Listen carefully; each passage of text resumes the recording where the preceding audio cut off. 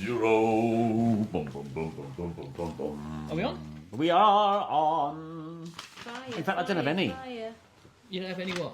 Have you got a She's asked you like 6 times if you had a top 10. I did have yes, it. yes, I did have yes. To be fair, for James, that's not bad having to ask him 6 times. Okay, I'm ready.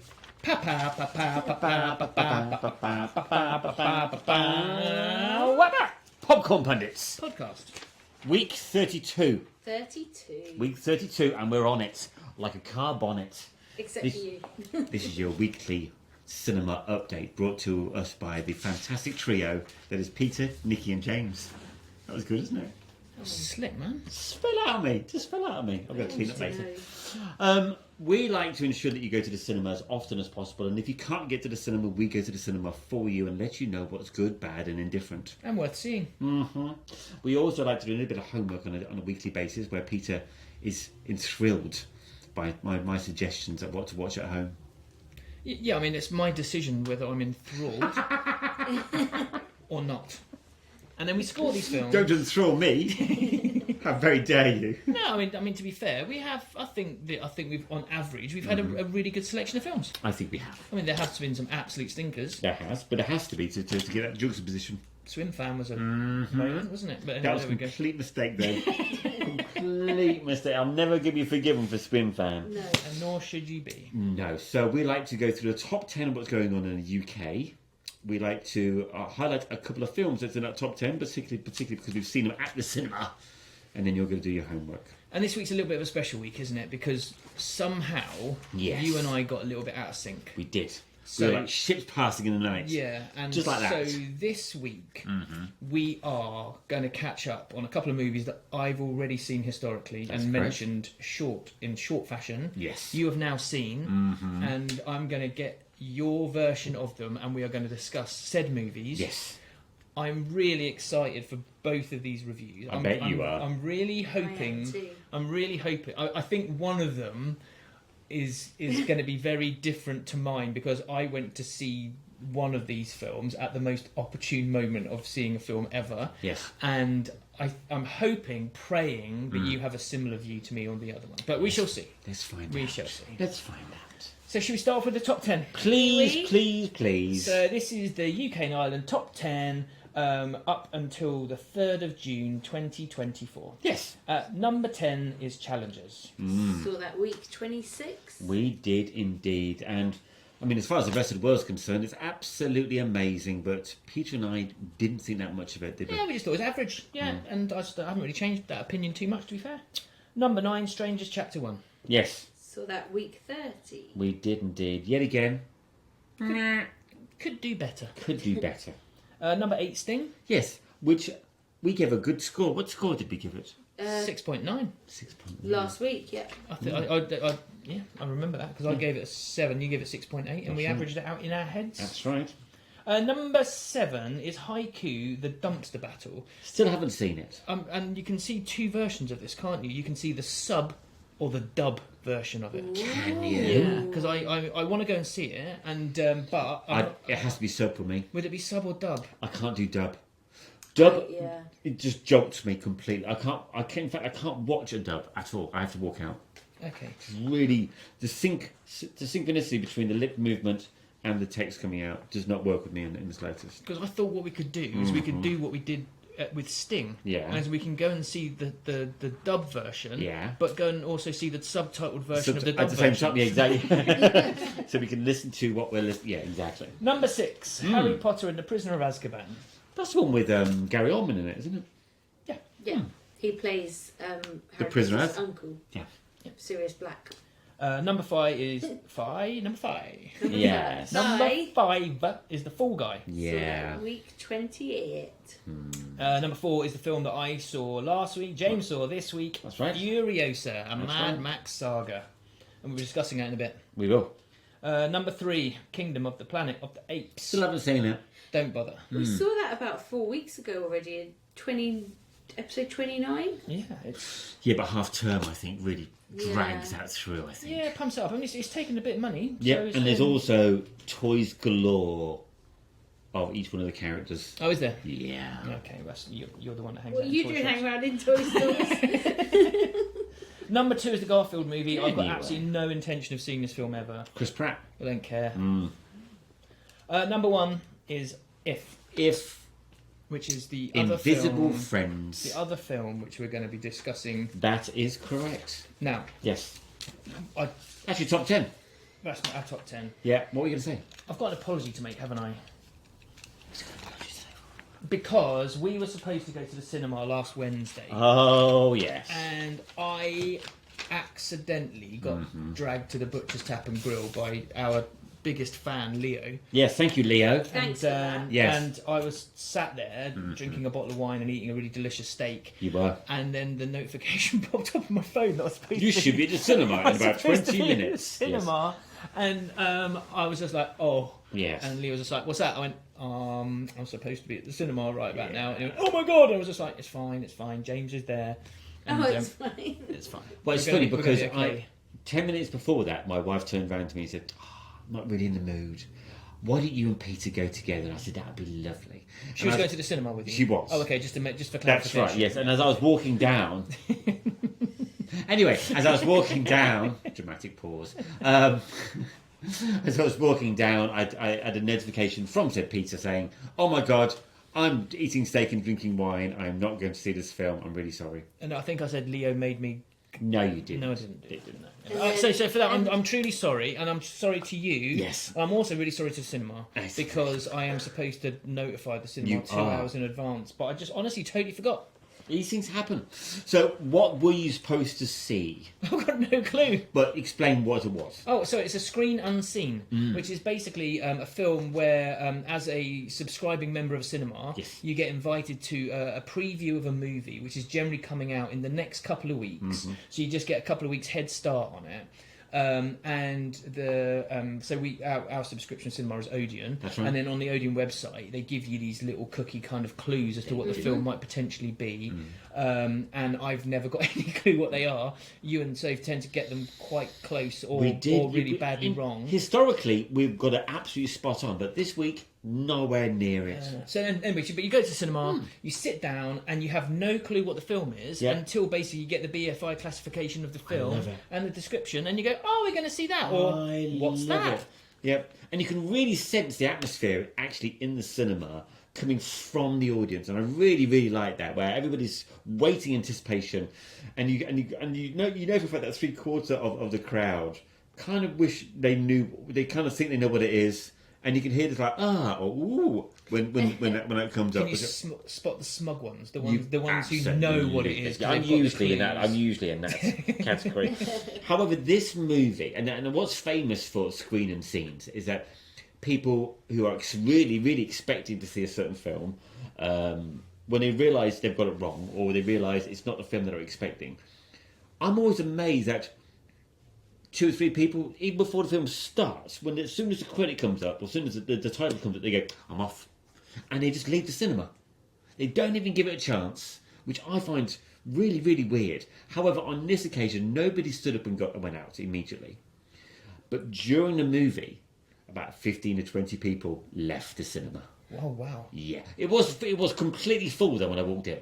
Because we've watched some random shit We over have. the last 7 months. We have. And I don't think I've ever seen 15 people leave the Screen cinema. and Scene. I don't think you've been to that many Screen and Scenes, but Screen and Scene does have a tendency of a bit of a dropout. Oh right. Okay. Yeah. I mean, I've Because- seen you go to leave the screen 15 times for a week, but Yes. not I always 15, come back though. Yeah, you do. Always Yeah. come back. Before you say what the film was, would Yes. you like me to give Peter the clues? So he Please can do, guess? and then I There's can, absolutely no yeah, no, point. but then I can explain what Sophie thought it was. Oh, okay, cool. Yeah, let's Okay. go through. So the first clue we got was the big 5. Mm-hmm. High five. High five. High five. Yeah. Then the second one we got was All's Fair in Love and War. Right. And then the third one we got was X. Now, X marks the spot. Maybe I'm not too sure. Or 10. Or 10, maybe. Or However, Kiss. now Sophie, my fabulous, overly intelligent wife, thought it was another swimming film, very similar to our Swim fan. no, very similar to our swimming mature swimming athletes. Oh, Naiad. Naiad. She thought it was very similar to that. She went on to explain the whole film to me. film credits came up, and it wasn't a film at all. Brilliant, love that. Exactly. So I was truly expecting a swimming film, but I didn't get a swimming film. In fact, when the first credits came up, and it went 15, violence and sexual content, I went, ooh, I'm glad Peter's not here. could be interesting. Could be interesting. And the credit that came up was The Dead Don't Hurt. Didn't hear a thing about this movie. No. I gave exactly the same sort of face when it came up, and I thought, oh, I know nothing about this movie. It sounds like a western. It is exactly what it is. It's exactly what it is. It is a western set in the 1860s. And you follow the story of two star-crossed lovers almost finding each other by accident. And what's really lovely about this film is that these two particular characters really stand out amongst all the other Americans in that part of history, because it feels like they're fresh off the boat. So they've still got very, very distinctive accents. Okay, and you've got two beautiful actors.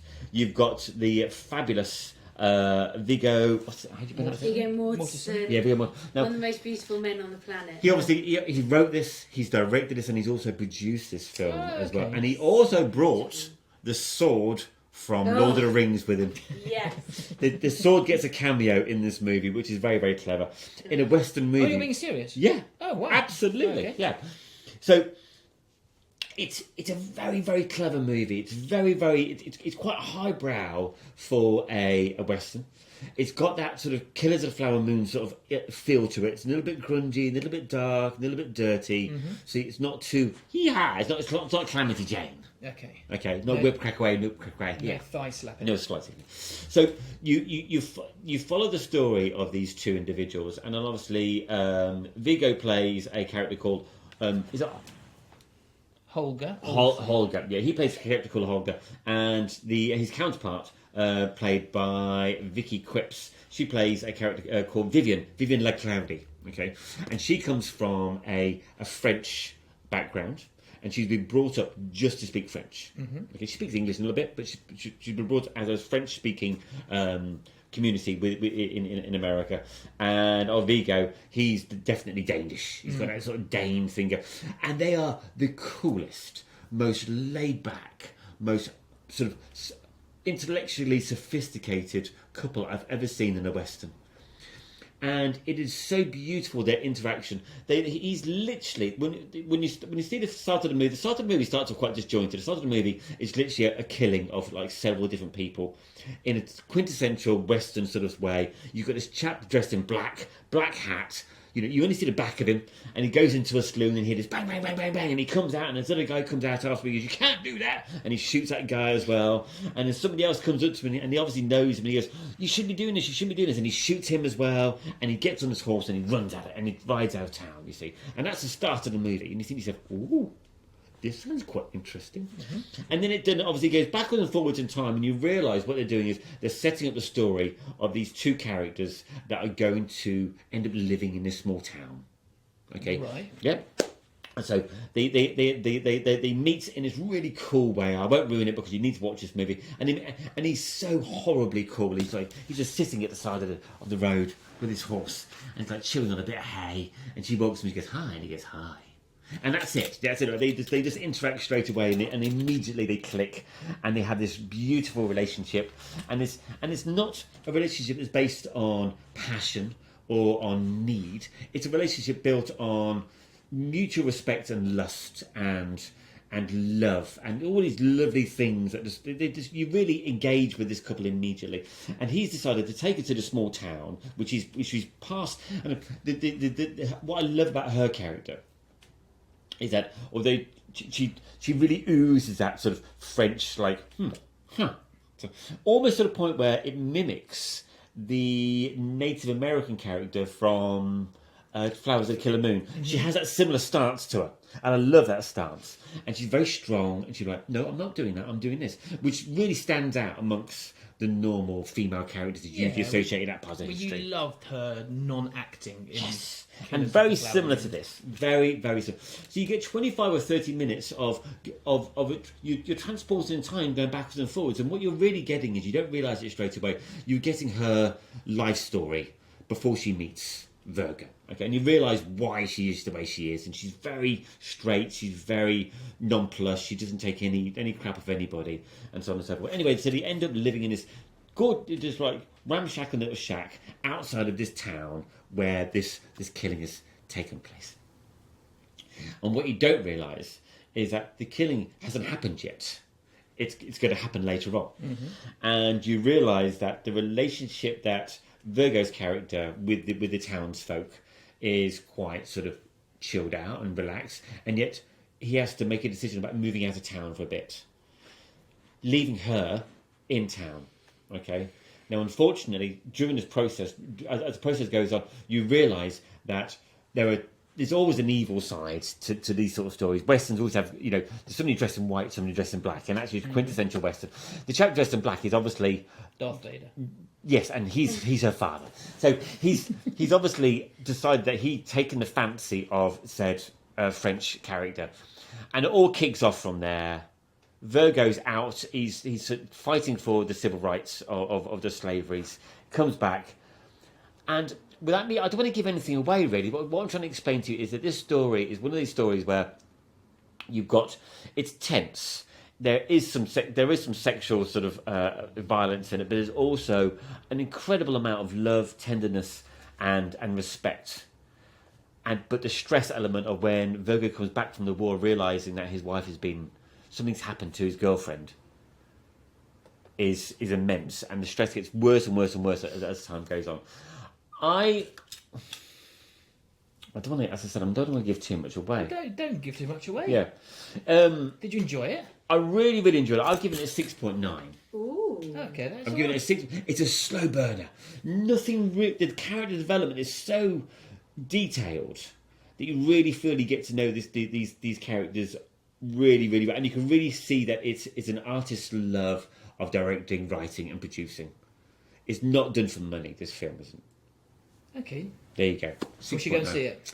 I think to see the vastness of the beautiful scenery, and to see the tenseness, and to see a good old-fashioned Western, that's how it feels as well.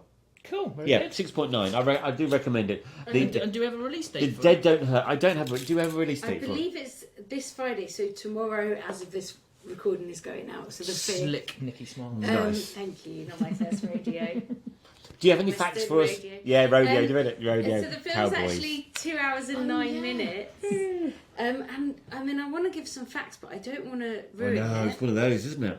Okay, so as you said, Fitty Mortensen. I mean, Viggo Mortensen.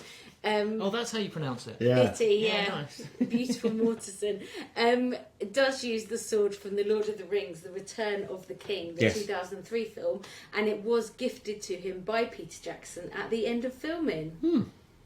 I'm intrigued to see how that could possibly be shoehorned into a Western. It's very clever, It's actually. Viggo Mortensen. He It's can very, do whatever he wants. It's very clever because there's beautiful heritage moments in it, and there's beautiful flashbacks, but there's also beautiful tiny little surreal moments in it, which aren't quite James surreal moments, but definitely a nod towards it.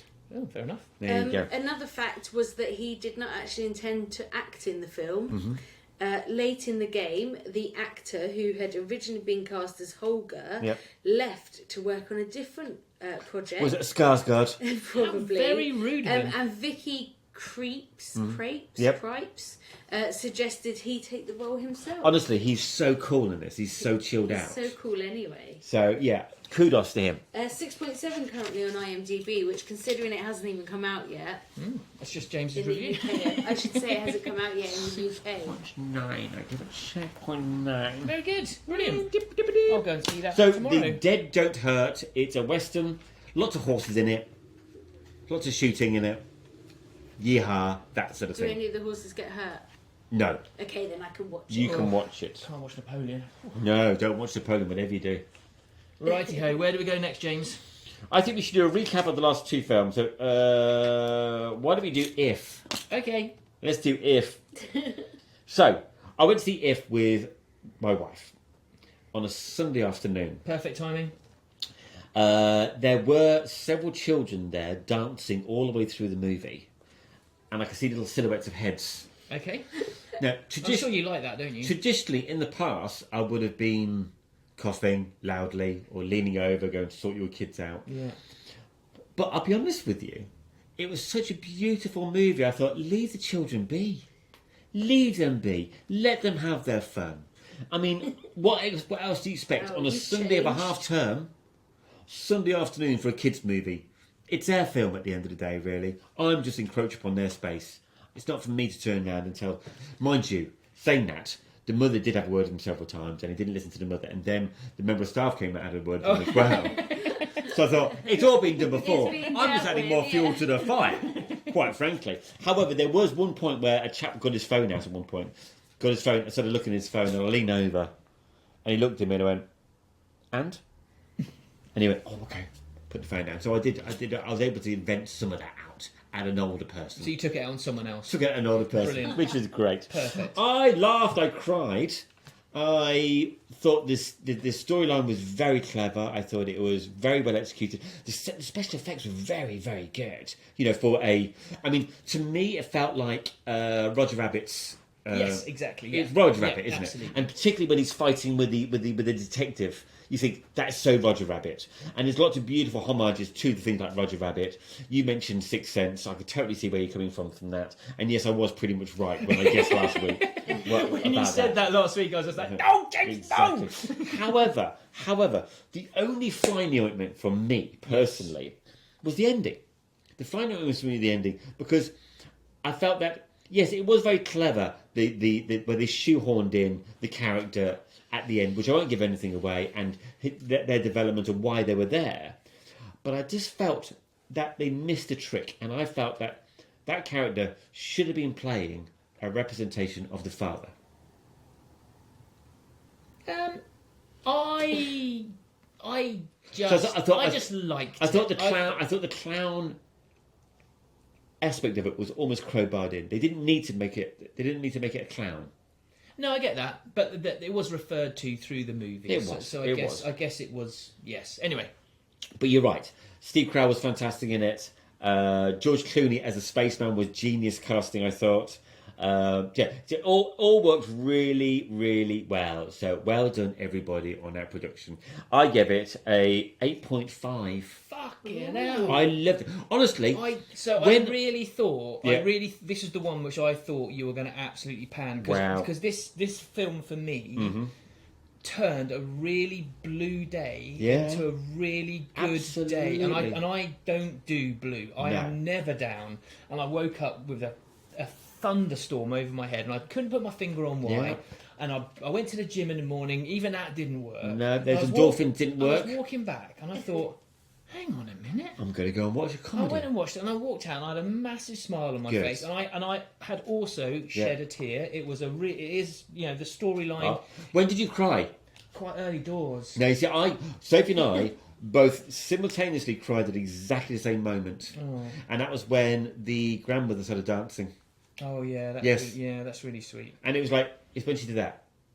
So my fear. Great for a podcast, by the way. When she did that. We're on YouTube, baby. Yeah, baby. But my fear was that it was actually a bit more contrived than I thought it was. I'm glad you loved it. Yes, I loved it. I really did. I thought it was very good. Yep. Laughed, cried, blah blah blah. So that actually changes the score from Peter's 7 to 7.7. Yeah, good and well deserved. Yeah, totally. What day of the week would you watch it? 100% Sunday. Oh, it's a lovely Sunday afternoon. It's a Sunday afternoon movie. 6.7 on IMDb. Well, it deserves slightly more than that. I think it's a lot more than people think it's going to be. Yeah, I think the depth of the plot might upset some children a tiny bit. Yeah, which might have brought the score down a touch. And I have to say, it doesn't veer away from that at all. It doesn't wash over it. It just goes straight in there. Yeah, no, absolutely. I'll tell you what I thought. I went really dark with it. I'll tell you after the podcast. Okay. I thought something really horrible had happened. Oh, goodness. I went chainsaw on it. Oh, did you? Right, make a note. We need to find out what James's dark moment was. In fact, what am I doing? I'm actually revealing it on a separate video. Soundbite. James's dark theory. 18s and above only. Yeah. Please submit your ID before hearing this bit. I'm not going to give any facts because I gave some last week. You did indeed. So they'll just have to listen back to because I'll pretty much give the same facts. Yes, you are. Just quickly as well, The Dead Don't Hurt. What day of the week would you watch that? 'Cause I didn't ask Thursday you. night. Thursday. Okay. Straight in there. I'll have to wait a week then. Yeah, Thursday night. It's not a Saturday night. It's certainly not a Saturday night. It could be done on a Sunday. It could be the pace of it could be done on a Sunday. If you're short on time on a Sunday, do it in the afternoon, mid to late afternoon. Right, next. Mad Max next. Mad Max. Fury See, now I'm scared Road. for this one. Okay, so Mad Max. Uh-oh, I came in hard last week, didn't I? You came in hard last I week. came in hard. You were gave it so a excited 9. about this. Would you like to give us 3 words and your score last week? I gave it a big fat 9. You did, which is possibly one of the highest scores you've ever given It's a movie. definitely one of my top 3 scores. It is, yeah, absolutely. And so I lived in a world of June when did. June came out. I mean, Yeah. I was absolutely obsessed by it. I watched when June the 2nd came out. I watched June the 2nd, and then I literally went home and then watched the first June. Yeah. And then 3 days later, I went to see 31st of May. I went to see it at IMAX Yes. in London, and then downloaded the audiobook on the way back from IMAX in London. I'm halfway through the audiobook and at the then moment. realised that actually IMAX is great for cinematography, but it's not so great for sound quality. So then I went back to Maidenhead and watched it in the iSense screen and was like, now I am happy with this film. Now Good. I understand everything that's going on and I Good. get it. And Mad Max hasn't ever excited me as much as that. I've always kind of quite enjoyed them. Yeah. And we had a discussion about Fury Road, didn't we? Where basically they just dumped every sexual fantasy model in Absolutely. it, and they all literally appear in one scene, and it's Yeah. just gone like, oh my god, it's like Rosie Huntington-Whiteley and Zoe Isabel Kravitz, Exactly. and another hot one, another hot one, another hot one. And so I went into this thinking, I don't really know that I need another Mad Max movie. Even though love a bit of Anya Taylor-Joy and Chris Hemsworth, really good and all that. And then I sat down for this film, and it's out of everything we've seen so far, it was the biggest change of my opinion ever. Because this is, to me, this is 10 times more than Fury Road. And I'll shut up now. Oh, he's got his angry face on. I don't like it. I know little bit, so I'm not saying a word. So, I was really, when I first saw the advert, I was really hoping 2 things. I was really hoping that they were going to use real stunts and real cars within the film. And I was secondly hoping that what's her name? Anya Taylor-Joy. Anya Taylor-Joy. I really hoped that there was a little bit of trickery going on in the trailers where you thought you were going to watch a prequel of Charlize Theron's character, but it wasn't. You see. Have we discussed this? We haven't discussed this. Okay. So Have we discussed what? the fact that the character goes from one film to the other. Yes, I mentioned it last week. Yeah, good. As long if you mentioned It's a prequel. it's a prequel. Okay. It's the creation of Furiosa. Exactly. So, 2 things.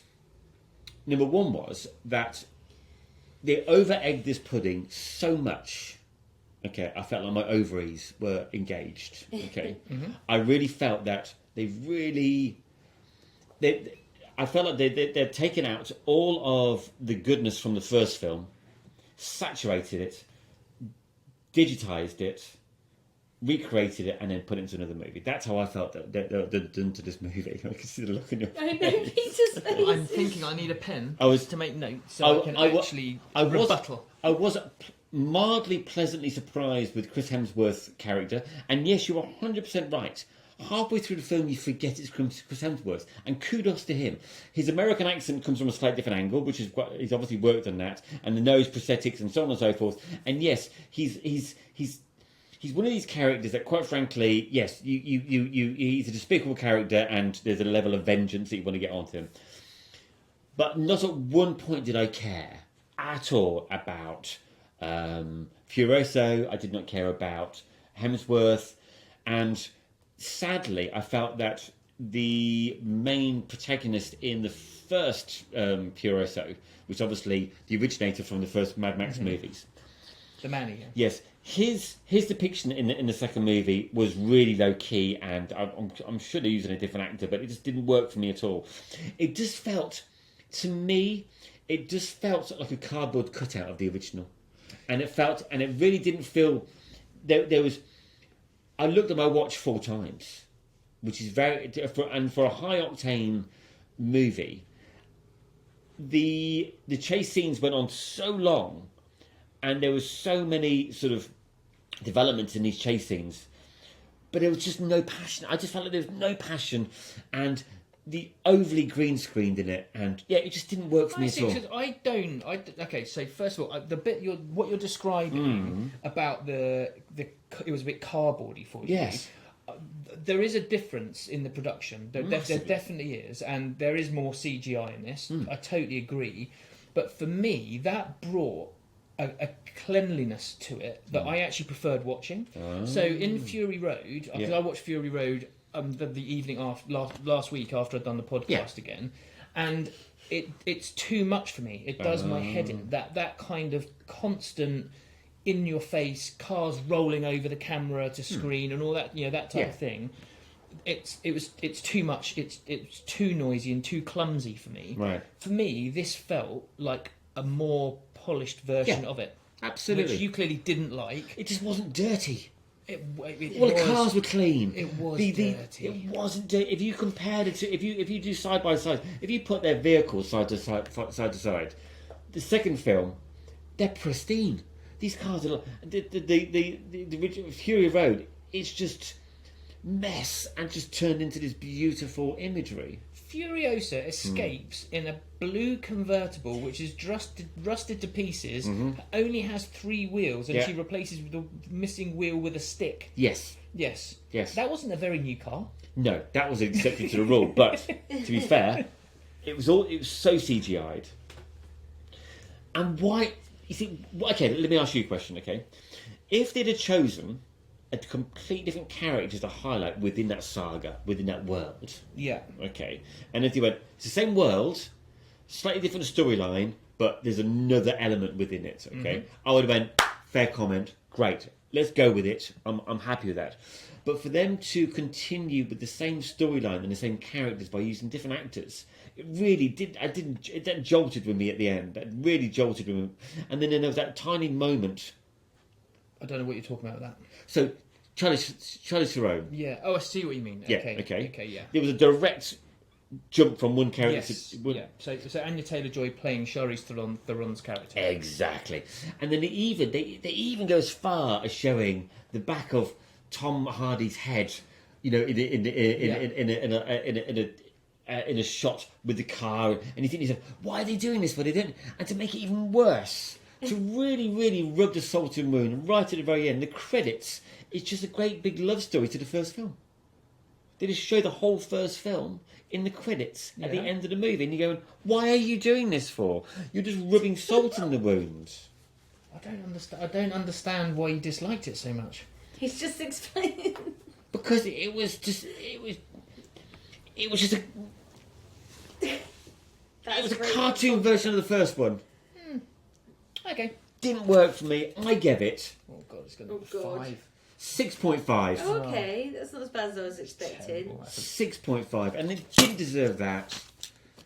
So you don't think that Anya Taylor-Joy absolutely smashed it as Furiosa? No, her eyes were massive.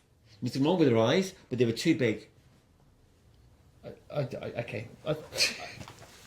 I think if she's going to play the same character, for future reference, I think we should be able to kibosh somebody else's review and score of a film because you got it wrong. Rubbish. This is it's 7.9 on IMDb. With James's score, that makes it 7.7. Closer. Did you say it was the People Eater that you thought was a different character? That is what he said. Yes. It's not. It's the same man. Different man. actor. It's John Howard. Yes. But you are right about obviously Anna Taylor-Johnson. So Charlize Theron was disappointed over being unable to play Furiosa, I can never say it, again herself. She nonetheless voiced her approval for Anya Taylor-Joy taking her place, calling her one of the greatest fucking actresses in an interview. Listen, but she's only one of the greatest actresses in an interview. I can't tell. Listen, at the end of the day, they all did a good job. It was just the wrong setting, the wrong story. If they had choose different characters and used less CGI, it would have been a much better film. And just add some, just keep it dirty. Okay, so Keep this, it dirty. to me, sounds like a perfect film for us to ask the audience. Great idea. Let's see what everyone else thinks. Great Team Pete or idea. Team James? Beautiful. Yes. Why don't you get in contact with us and let us know what you thought of the new Mad Max film? This feels like this might be the soundbite this week. I think you might be right. Oh, I'm sorry you didn't enjoy as much No, as this I is did. good though. This is what it's all about. It is good, but I just wish you'd enjoyed it as much as I had, because I thought they'd taken Fury Road and made it better, and you thought they destroyed it. I know. Isn't it strange? Ah, But that's what it's all about, darling. That's what it's all about. That's what it's all about. Talking about that's what it's all about. I like to give you a little bit of homework every single week. Before you give homework, we have had a review of Have the we? film, yes. I don't know if he deserves it after taking Peter out to forget about Screen Unseen, but from Leo. Oh, really? Does he deserve me to read He his does. review? Over Okay. to you, Leo. So it's a Red Eye, which is a 2005 film. Ollie Cillian Murphy film. Yeah. He said it hasn't dated well. It has a half plot. Manager at the hotel, Rachel McAdams, has a senior government official stay in. The slightly odd man at check-in, Cillian Murphy, not his best. Isn't what he seems. Of course he isn't. He has to get Rachel to change the official room so they can do their thing with a rocket in the window. Quite a good fight scene in the house after they get off the plane, but don't waste your time. Apparently it's one of my wife's favourite films. God knows why. 5.5 for some action. Also has Brian Cox again, not his best. Oh. Thanks, Leo. So you're getting a better night with me. Sounds like Mrs. Leo's going to be having words in though. It does. Yeah, exactly. So yes, if you have happened to watch a movie and you think to yourself, have the popcorn bundles seen it? Have they got an opinion about it? Please let us know. Yeah, absolutely. That'd be fantastic. We'd love to hear it. Right. Homework time. Righty-ho. Oh, we need a jingle for this, don't we? Homework time. Homework time. Oh, I prefer the one you just did, the first one.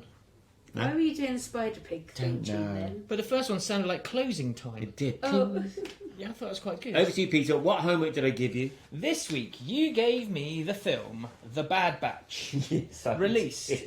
Oh, I didn't write it down. 2016, Yes, I remember. so fairly recent. Yeah, it's a fairly recent film. Certificate 15. It's just shy of 2 hours long, and I streamed it for free on Netflix, which I do subscribe to. So appearing in. So you got Jim Carrey. Could you possibly be Well, quiet? I said it last week. But it doesn't matter, because Doesn't that's it? not where it's we're Peter's starting. review. We're not go on then. starting there. Go on and Petey McPete. We're starting with your homework this week, James. Ooh. You weren't expecting that, were you? Ooh. So this film is directed by Anna Lily Amirpour. Yes. And the homework for you this week, as long as you can find it somewhere, Yeah. and I'll explain straight after why I've done this. Her debut movie was a film called A Girl Walks Home Alone at Night. Now, the reason I would like you to watch this film is for the description of this film. Right. Now, I don't think you've seen Is it an animation? I don't know. Right. However, it is described as the first Iranian vampire spaghetti western. Now, that makes me feel like you have to see this film. Yes, please. Yeah? Okay, I'll make a note and I'll send you a WhatsApp that Thank you're you going to very, see. very I much. never set you I homework. will. However, It is available. It's called A Girl Walks Home Alone at Night. And it's Amazon Prime, YouTube, Google Play and Apple TV. Good. Obviously you need subscriptions for all of them. Absolutely. and apparently it was based on a short film that she wrote and directed and produced, which won some awards somewhere. Can't remember what any of them were. But anyway, Well, so I yeah. will be reporting back to you. Thanks very much. Thank So that's you the very, homework for very you. much. Anyway, back to you doing my review for me. Absolutely. So, Bad Batch. Jim Carrey. Go on, carry on. Who's got in it? Keanu Reeves. Yeah. And Mahoa. Jason Momoa. Yes, big chops. Moana, as James said last Yeah, week. exactly. My favourite this week was Flowers of the Killer Moon. That's what I liked earlier on. Not as bad as, what was it, Uruguayan? Uruguayan, that's it. Brilliant. Perfect. Suki Waterhouse is also in this film. Yes, she is. And Giovanni Ribisi. Do you remember Giovanni Ribisi?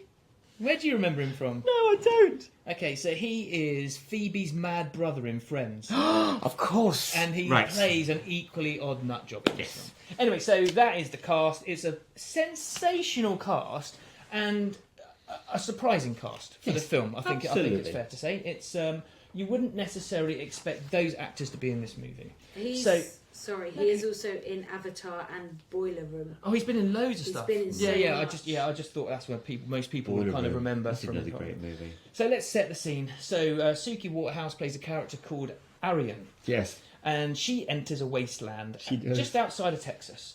And as she's entering this fenced-off wasteland, there's a sign which, if you pause and read it, basically says something along the lines of, "This area is not part of the USA. You are not under USA legislation or law. Good luck." Yes. Basically. On your And, trot. so basically, she enters this wasteland, and it's hot. Is she on a skateboard at this point? No, she Okay. is walking in a pair of Just watermelon shorts, She is. and she has a fantastic bottom. And she's walking along with a 7-gallon flagon of water, Yeah. and it's hot, Yes. super duper hot. And then she gets captured. It's got that dystopian sort of feel to it, isn't it? Yeah, it really does. Yeah, I mean, that's why I mentioned Mad Max. Yeah, you referred to it as like a Mad Max kind of similar-ish type of movie, and it is similar-ish, but very, very different at the same time. So this is plot first. So she basically is walking along. She finds a car. She takes shelter in the car, Yes. and then she looks in the rearview mirror, and there's a golf cart which has two rough-looking people in it. Yes. And the next scene is cutting to her sprinting for her life. Yes. And getting swept up by said people. And then the next scene is her chained to a plane door in this kind of camp. And then it just turns into a film that you're just not expecting whatsoever. So I was watching this with my son and Finn, and he's 15. He's actually now 16, but he watched the film as a 15-year-old. So the camp is basically run by a character called Miami Man, who's played by Jason Momoa. Yes. And it's a camp of cannibals. Yes. And they basically, to keep their food fresh, keep them alive. And It's the best idea. yes, it's a known trick of livestock as well as human being eaters. And they eat her arm and leg. Yeah. And Not all of her, just her arm and a leg. Well, I mean, they'd be greedy to eat more of that, more of Suki Waterhouse. Yes. But anyway, when they are carving her arm from her body, Yes. my son was just like, "Holy fuck!" And because it's really, I mean, it's really, I mean, and they clearly, And it comes out of nowhere. yeah, totally out of nowhere. And the funny thing is, they clearly have like their favourite bits of humans. Yeah. They like discard a hand like it's shit. Yeah. However, There's from no wrist, meat on that, is yeah, there? but from wrist to elbow, yummy. Yeah. I mean, that is like the best It's bit. nice and Depends how fat juicy. your fingers are, though. Yeah, but it's still not. I mean, it'd be like eating a pigeon. You'd eat Prince Charles. Oh no, King Charles is. I was going to Yeah. say, but It'd be juicy, wouldn't it? So anyway, so this film, that's where this film goes, and it is an absolute shock. And then the next kind of shock bit is the way that she escapes from this camp, which is basically by shitting in a potty and rubbing it all over herself. Yep. And Who wants to eat that? it is like that. Oh, I don't know. That's not marinated very well. Those lamb chops look a bit icky, don't they? But anyway, so that happens, and then she escapes, and basically she runs away and tries to find the Dream, and the Dream is played by Keanu Reeves, And he looks like a dream, doesn't well, he looks like Pablo Escobar, doesn't he? I mean, he looks exactly as Pablo Escobar. I've never seen him playing such a cool role before. I mean, it is slickness personified. Yeah. He's like he's at Gucci, isn't he? And yeah, exactly. But he is so Escobar; it's unbelievable. And he is a drug dealer, and he has created this. Like his camp is just uber cool. But this is where what's his face from Friends lives, and Giovanni Ribisi, whose character name is the Screamer, and he literally just walks around screaming at everybody about nothing. But yeah, they take all acid together and everything like that. Anyway, so Jason Momoa is in pursuit of Suki Waterhouse because he wants some more watermelon. Sugar. He doesn't want more watermelon. There is a little interaction in between camps where Suki Waterhouse's character might accidentally shoot someone in the face and steal Jason Momoa's daughter. Yeah. And that doesn't go down very well in the Mimosa camp. No. So that's the plot of this film. Yeah. The plot of this film is... It's wafer thin. Oh yeah. I mean, there's not a lot going on. There is virtually no plot going on, and that's it. And it's just very, very. It's barbaric. It's a love story. It's a weird love story. Also considering it's about cannibalism. It's about humanity and human connection, in the weirdest moments between the weirdest people.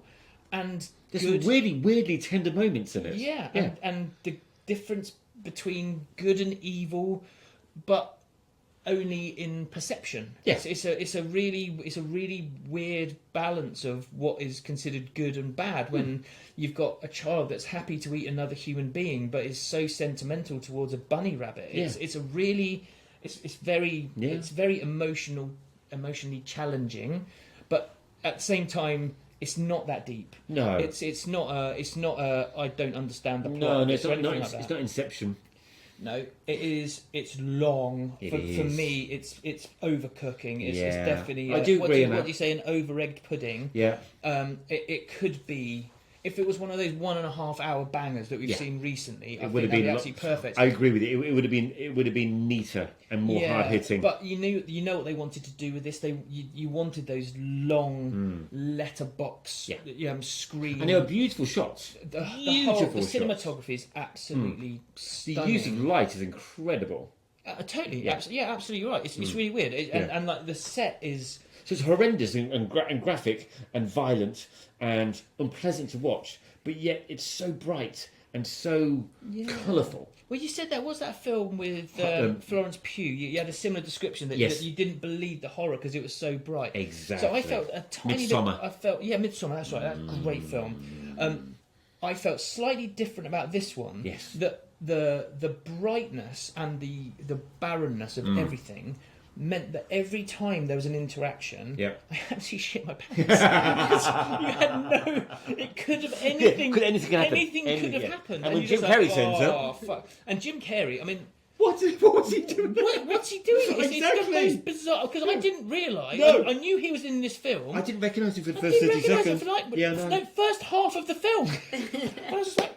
Is that Jim Carrey? Because I was expecting Jim Carrey to play the Keanu Reeves. Yeah, he's basically just he's like the biggest beard. He's like a tramp. Yeah, he's like that tramp walking around with a shopping trolley. Yes, and he's kind of portrayed as almost this wise man. There's this beautiful moment where there's kind of an exchange between him and Jason Momoa, where he takes Jason Momoa's knife, and you think that he's giving him a compass, and kind of like in exchange, because Jason Momoa has no clue where he is, and he's desperately trying to find his daughter. And he opens up his hand, and it's a snow globe. It's like literally the maddest moment ever. And Jim Carrey was loving it. And Jim Carrey was literally just looking at him going, "You're welcome." But yeah, so it was if this film had been an hour and a half long, I think I would have scored it much higher than I did. I agree. It was eked out far too long. It's very, very pretty. If you are a fan of the type of films that James likes, you're going to really like it. It is an absolute cracker. Suki Waterhouse in this is fantastic. Even on one leg. I mean, that is quite smart CGI, isn't it? Yeah, or however they did it. Very much so. I didn't look into how they did it, but there were a number of times in the film where I was like going, how have they done that? I know, it's very clever. How have they done? It's clever. And the way Really that clever. and her acting, the way that she uses her weight when she's moving around. Yeah. Because traditionally, you know, somebody's using CGI, you know that their arm is green screened up, and the weight does never really true in your head when you're watching it. She's wonky donkey. Yeah, exactly. Yeah, she's brilliantly wonky. There's lots of that when she's moving around on her bottom. And that's basically all I've got to say about this film. What streaming channel was it on? It was on Netflix. I said that On right Netflix. at the beginning. You Thank you for I paying was just attention. reminding the. What score are you giving it, Peter? I'm giving it a 6.0. Okay. Only because we've seen better films. Yeah. That's fair. Yeah. It's 5.2 on IMDb. Oh, that's a bit stingy. Isn't Would it? you like a couple of facts? Yes, please. Yes, please. Okay, so this is actually Jim Carrey's first film role in which he never speaks. Oh. Okay. And Miami Man, who's played by Jason Momoa, Yeah. or Mimosa, has a tattoo saying Miel, Miel, Yeah. which is Spanish for honey, and Miami Man's daughter is named Honey. Oh. And I have one last fact for you, Okay. as you were discussing CGI. Yeah. It's widely assumed that Suki Waterhouse's character's amputated limbs were achieved digitally. However, they really cut Most- her arms off. Most every shot is an in-camera practical makeup effect. Lots of advanced planning and storyboarding was required in order to pull off all the shots required in a timely fashion. Do you know Okay, what? okay, That's so kudos. That's wicked, but there are a couple of shots where you can see there's space for her to tuck her arm, and there's like standing on a hillside looking out. Yeah. You'll see Yeah. one scene where she's clearly got it tucked in front, and then the stump Yeah. hangs down.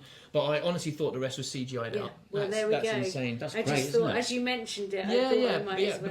Because you don't know how it could be done No. because you normally get a feel, especially with a film of this type of Yeah. budget, that you can see the silver lining of CGI, and you just couldn't. It was just done very natural. Well, you couldn't because it wasn't there. Ah, there Good. we go. Oh, well, What a wicked fact! Love that. Thank thank you. you Nicky. very, very much. So, would you like to have your homework for next week? Oh, I'm gonna say yes. I'm glad to hear it. So, your homework for next week is a 2022 film. It's state. I watched this film with my wife last year, and then I watched it again by myself, and it's one of those beautiful stop animation movies, and it has a mixture of. What I really like about certain stop animations is that they're able to portray emotions really, really well. I think sometimes, and in this particular film, you get it's a trilogy story, and I love these sort of films where you get three different stories and they're all based in the same house. Okay, some of the stories are really sentimental and they're lovely, and you go, other stories not so sentimental and slightly creepy. Okay. Okay. That's all I've got to say to you. But I'd be interested to hear back from you. Do you know where I can see it? Netflix. Okay, cool. Do you want to give the name of it? It's called The House. The House. Okay.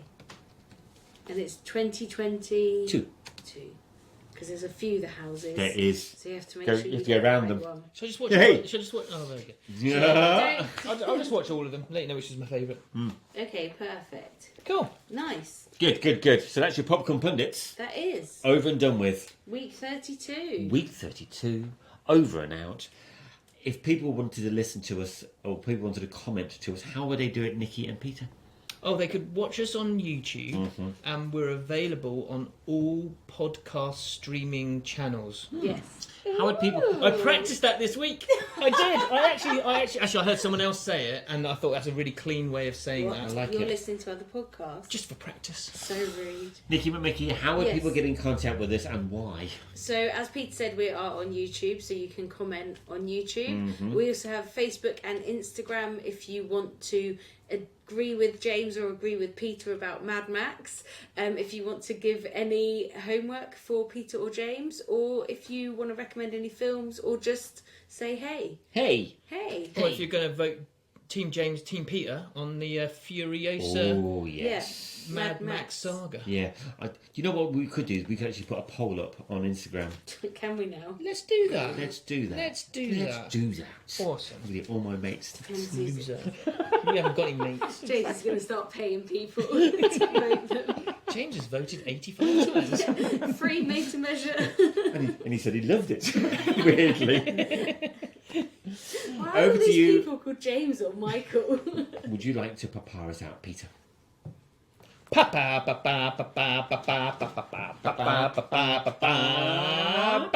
Popcorn Pundits. Podcast. Week 32. 32. Over and out. Thanks for listening, guys. I didn't get the no shoe memo. Are we removing clothes each episode? Yeah. Okay, I'll dress up properly. I'm going to wear some